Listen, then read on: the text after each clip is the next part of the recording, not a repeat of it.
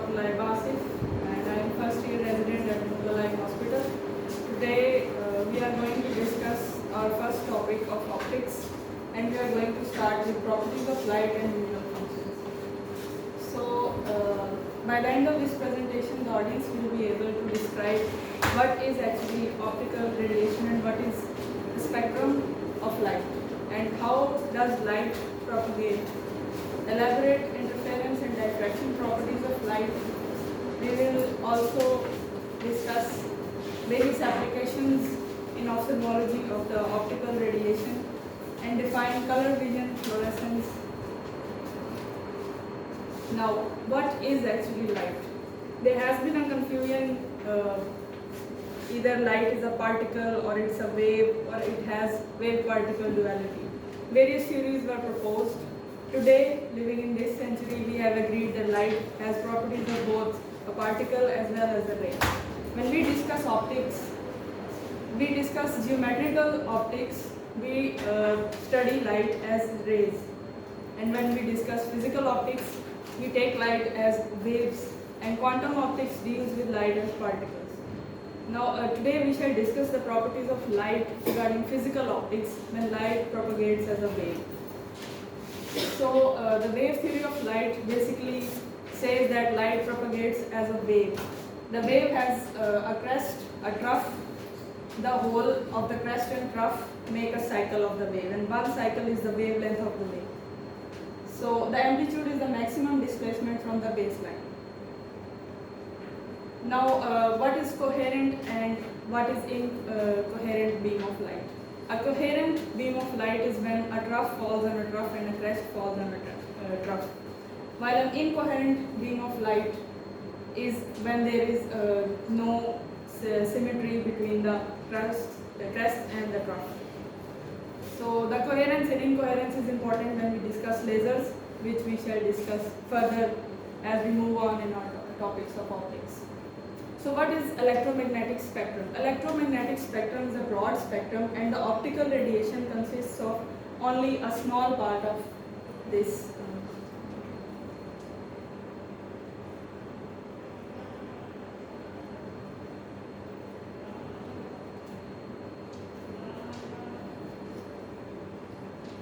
So here you can see this. So the optical radiation is barely this much part of the whole electromagnetic spectrum, and it consists of infrared, visible and ultraviolet waves. So can somebody tell me why this is called infrared and why it is called ultraviolet? Shouldn't it be ultra-red and infrared? So this is not on the basis of their wavelengths, it is because of the frequency. The wavelength and frequency is inversely related. That's why we call it infrared and ultraviolet. So here we have the different wavelengths. The UV spectrum has UVC, UVB and UVA wavelengths. These are the spectrum that are differently absorbed by different optical tissues, as we shall discuss in the next slide. Next is the visible light, comprising of 400 to 780 nanometers. And then is the infrared. One thing to note is shorter the wavelength, the higher the energy. And wavelength is inversely related to frequency. So here in ophthalmology, I want to briefly discuss where does the colors, the 400 and 780 nanometer has its uses. We have different lasers. Here you can see that excimer laser falls in this range of the spectrum, 200 to almost 300. Then we have argon laser here in the green part, the helium neon laser in this part. Then we have diode laser, ND YAG, which falls in this part of the spectrum. So this is the practical application that I wanted to briefly discuss. We will discuss it further as we move in our topics. So this is the picture that shows that how different ocular media absorbs different wavelengths. So the cornea and the sclera here absorb most of the less than 300 nanometers and 400 nanometers. The crystalline lens, it is important here to note that mostly absorbs UVA wavelength.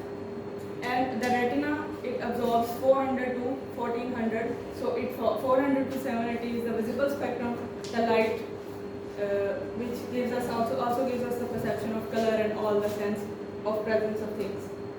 And infrared part of the spectrum is also absorbed by retina. So now discussing the color spectrum 400 to 780 nanometer, it is important here to discuss color vision. The color vision is basically ability of the eye to discriminate colors when it's excited by the lights of different wavelengths. This is a function of three different types of cones with overlapping sensitivities. Here you can see that no specific wavelength is specific to a single type of cone. Their sensitivities are overlapping, especially of the green cone and the red cones. So the red cones, also known as L cones, have maximally absorbed the wavelengths at 555 nanometers, and the option for these cones is located on the chromosome X. And the M cones, also known as green cones, these have a maximum wavelength which they absorb of 530 nanometer, also located, the option of which is also located on the chromosome X. So both of these cones, when they have defects, these are sex linked. And the S cones, the blue cones, have a wavelength maximum that they absorb of 426 nanometers. This is the chromosome for this option is located on the gene for this cone is located on the chromosome 7. The S cones are blue cones. Next we discuss the inherited color vision deficiencies. Because before discussing these, I want to briefly tell about the nomenclature here that we use. The proton, MEHT, and the deuton and triton. The proton refers to the red cone, the deuton refers to the green, and the triton refers to the blue cone. Whenever we talk about anomaly, for example deuteronomaly, this means that the absorption spectrum has been shifted.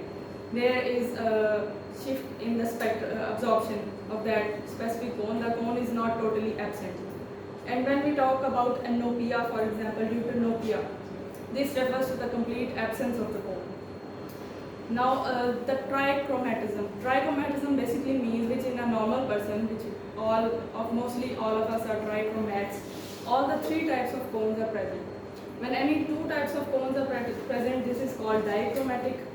And when only one type of cone is functional, it is called monochromatic. And achromatic means that there are no functional cones. So this is a perspective of a color-blind person. Above shown is the normal vision, then is the deuteronomaly, protanopia, and retinopia. Now, this is the classification of the color vision defects. Here you can see that anomalous trichromatism means that the person has all three types of cone, but there is a slight shift in their sensitivities. Most common in this type is protonomaly, the red defect, then is deuteronomaly, and the rarest is blue defect, as in the sensitivity of the blue cone has been shifted. Then is dichromatism. Dichromatism means that protanopia, red cone, when red cone is absent, 1% of the males. Then is eutenopia and tritanopia. The most rare of these is monochromatism or achromatopsia. There is rod monochromatism and atypical blue cone monochromatism. This means that the cones are atypical, only one type of cone is functional. Here, the most common of all these defects is red-green defect. So we shall also briefly discuss the acquired color vision deficiencies. The acquired color vision deficiencies have different causes, which I have been listed here, include acquired optic nerve disease, optic neuropathy, optic neuritis. Any acquired disease of the optic nerve gives rise to red-green defect, except for glaucoma and dominant optic atrophy, which initially gives the blue-green defect. That's why it has been studied recently that when glaucoma patients are evaluated, using a blue light against a yellow background will detect the defects earlier. Next is cone dystrophy and Stargardt's disease. They also give rise to blue-yellow defects. Other causes of the acquired color vision defect include central serous retinopathy, cataract, diabetes, which is very rare, medication induced, which we frequently encounter, anti-tuberculous drugs with ethambutol, for example. So how to check the color vision? There are different tests to check the color vision. The most elaborative of which is Farnsworth-Munsell-Hugh 100 test. Basically, there are 84 discs of different colors. They have different hues but same saturation. There are 4 trays and the patient has to arrange them. And finally, a score is given to the patient depending on how the patient arranges all the colors in the 4 trays. So there are 4 groups. Here you can see that this is the chart that is finally drawn. And this here shows a little abnormality corresponding to this part of the spectrum. So this is the most elaborative test of color vision that can detect any type of color abnormalities. So this is a shortened version of the Farnsworth-Munsell-Hugh D15 test. It uses only 15 color discs, and the normal person arranges them like this. There is a reference disc like this, and the patient has to arrange all these. This is the score that is given to the patient. Normally, this type of circle is drawn in a normal trichromatic person. So this is only intended for screening. It is not a detailed test for color vision. The most commonly encountered test that we do in our practice is Ishihara charting, Ishihara test. So there are pseudo-isochromatic test plates that are specifically for red-green defects. The most common defect that we encounter is red-green defect. So this can easily detect the red-green defects. There are basically 38 plates. The first plate is a plate that everybody can read, even a color-blind person. So it can differentiate either a patient or a person is malingering or not, because everybody can read that plate. Further on, the plates go on with numbers. There are tracks, and we can identify the color defects, specifically the red. It is very specific for red-green defect. So these are the different plates of Ishihara chart testing. Next, when we discuss the spectrum, it is also very important to discuss the UV light and its effects on the eyes. So I already mentioned that the UVA is maximally absorbed by the crystalline lens. So when a patient is aphakic or pseudophakic, this UV can be absorbed by the retina and the other tissues. So the patient also complains that everything appears blue. So it would be very appropriate if we put UVA filtering in the IOLs. Also, the prolonged exposure to the high intensity illumination in some ophthalmic instruments, for example indirect ophthalmoscopy, can potentially be damaging to retina. So yellow filters are built in some instruments to minimize the damage. Now, these are the eye conditions and diseases that are caused by sun damage and UV radiation. We commonly know cataracts, pterygium, macular degeneration, and eyelid disorders including cancers and photokeratitis. Now, what is fluorescence? When we discuss the properties of light, it is very important to discuss fluorescence. Fluorescence is a property of a molecule to spontaneously emit a light of longer wavelength when it is stimulated by a light of shorter wavelength. Now, we frequently use this property in ophthalmology. Most frequently, we have performed that applanation tonometry. We use fluorescein staining, and corneal defect. We also use fluorescein staining. The examples of fluorescent dyes include fluorescein sodium and indocyanine green. These two we are going to briefly discuss here. Now, fluorescein sodium, when excited by blue light, emits yellow-green light, and the indocyanine green absorbs 805 infrared nanometer and emits 835 infrared nanometers. Now, the uses here in ophthalmology include staining of the ocular surface for corneal epithelial defects, anterior segment angiography, which we yesterday discussed can be used in to check the neovascularization of the iris, applanation tonometry, fundus fluorescein angiography, tear film breakup time, Jones dye disappearing test. These are all the uses in ophthalmology of the fluorescein dye. This is anterior segment fluorescein angiography. Here you can clearly see the vasculature of the iris. and on that side is the corneal staining with fluorescein in the corneal ulcer.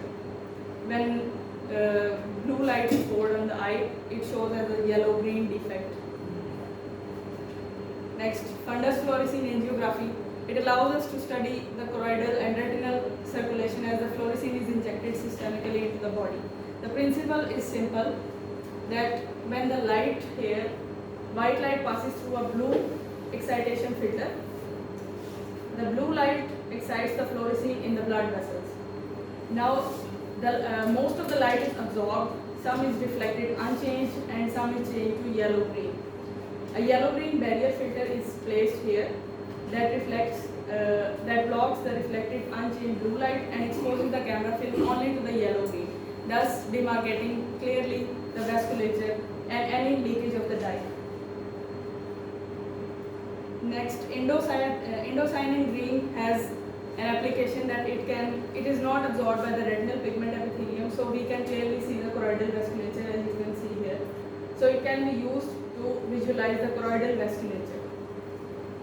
Also, it can be used to photosensitize the vascular lesions to diode laser photocoagulation. One another use is ILM staining during the retinal surgeries. As in ILM peel surgery, indocyanine green can be used to stain the ILM. Next, interference. What is interference and what its uses in ophthalmology? Interference is basically property of the light in which waves interact with each other depending on the fact that whether they are in phase or out of phase. If the waves are in phase, like you can see here, the crest is falling on the crest and trough is falling on the trough, this results in constructive interference. And if they are not, they are out of phase, it results in destructive interference. The corneal stroma, the collagen bundles of the stroma are arranged in such a manner that any light deviated by them, is eliminated by destructive interference. One another use is anti-reflective coatings. When the light reflects, it has to travel one half of the wavelength here of the anti-reflective coating. The thickness of the anti-reflective coating is basically 1/4 of the wavelength. So 1/4 plus 1/4. The light has to additionally travel one half. This results here in out of phase, and the resulting waves are eliminated by destructive interference. This is the principle of anti-reflective coating glasses. Next, we discuss diffraction. Diffraction is the property of a light when it passes through a narrow aperture or an edge.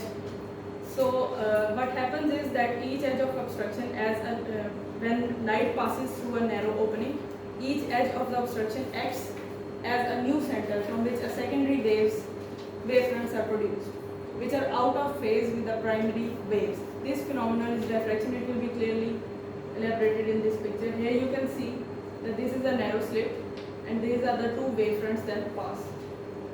Now the two wavefronts when pass here, some of them, here you can see, produce white lines and dark lines, these lines. When we view this through a circular aperture like this, circular pattern is produced and a central bright portion is produced which is called an airy disc, which is surrounded by alternate dark and light rings. Now when we apply this principle to the eye, when the size of the pupil is small, the greater will be the size of the airy disc. So in case of eye, diffraction is the main source of image imperfection when the pupil is narrow. Okay? So next, diffraction is also used in multifocal extended depth of focus IOLs. So what happens is that I have briefly mentioned here that IOLs are specifically designed with a pattern of closely spaced circular steps like this. Here you can see all the steps. So this will cause the light to diffract in such a manner that resulting interference effects of the diffracted light creates a second focal point for the lens, giving that multifocality as an extended depth of focus, allowing somewhat clear vision at near with overall curvature of the lens simultaneously providing distance focus. This will be further discussed when we discuss the chapter of IOLs. I just briefly incorporated here. Next is I have included some MCQs. So which light phenomenon is the underlying basis of optical coherence tomography? interference. The area disc image on the retina is larger in which circumstances? Pupil. जितना छोटा pupil होगा उतनी ज़्यादा बड़ी area disc होगी और imaging का time. Corneal haze secondary to corneal edema is primarily caused by which light phenomenon? Light scattering. References. Thank you.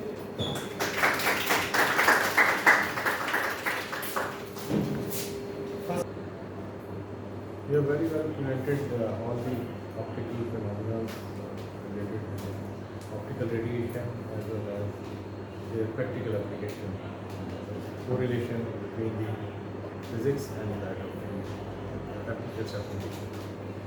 So, the specific learning outcomes were describe optical radiation and spectrum of light. So, we covered that. Discuss propagation of light. Propagation को आपने थोड़ा elaborate नहीं किया. मतलब कोई इस presentation के बाद someone will be able to discuss about the propagation of light. क्या उस पे आप कुछ और elaborate करना चाहिए? सर वो मैंने इसे wave as a wave कर दिया था वो भी हो सकता है. Propagation है ना तो propagation elaborate interference and diffraction.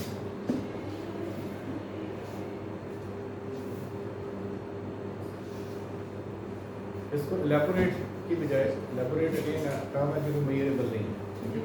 तो इसमें आप लिख देते हैं कि differentiate, ठीक है, या दोनों फिनोमेना को किस तरह से आप distinguish. Properties of light. Light की क्या प्रॉपर्टीज आपने बताई?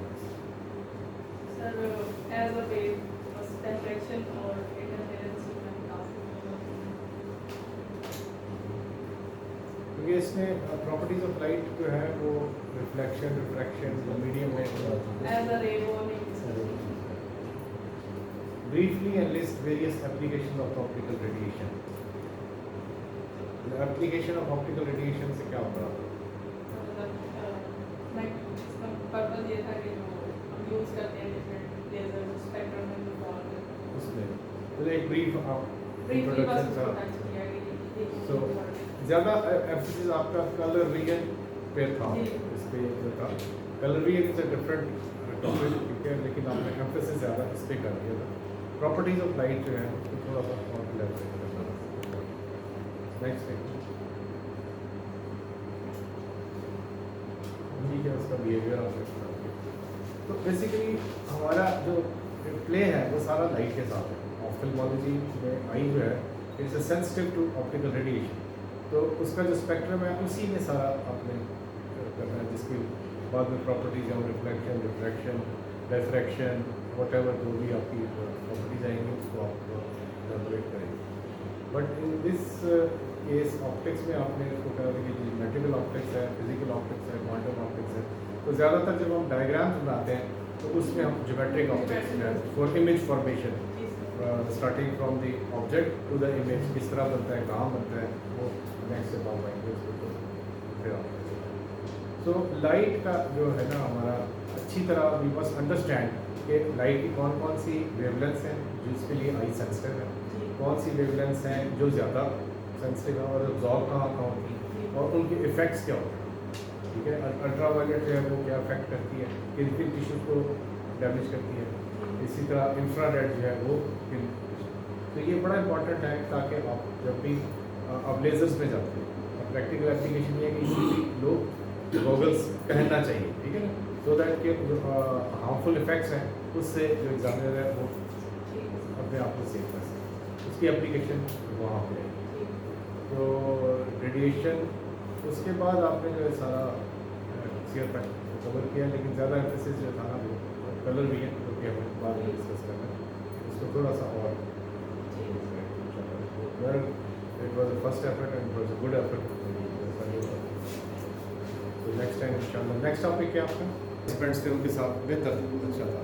You were not reading from the slides, ठीक है, याद किया हुआ था. तो ये अच्छे पॉइंट्स हैं मुझे प्रेजेंटेशन आते हैं. अगर आप पढ़ रहे हैं ऑडियंस किस तरफ आपका बीच में आपने एक दो दफ़ा इंटरेक्शन करने की कोशिश की है, लेकिन इन्वॉल्व रखने के लिए थोड़ा बहुत क्वेश्चन, बाकी आपके MCQs देवर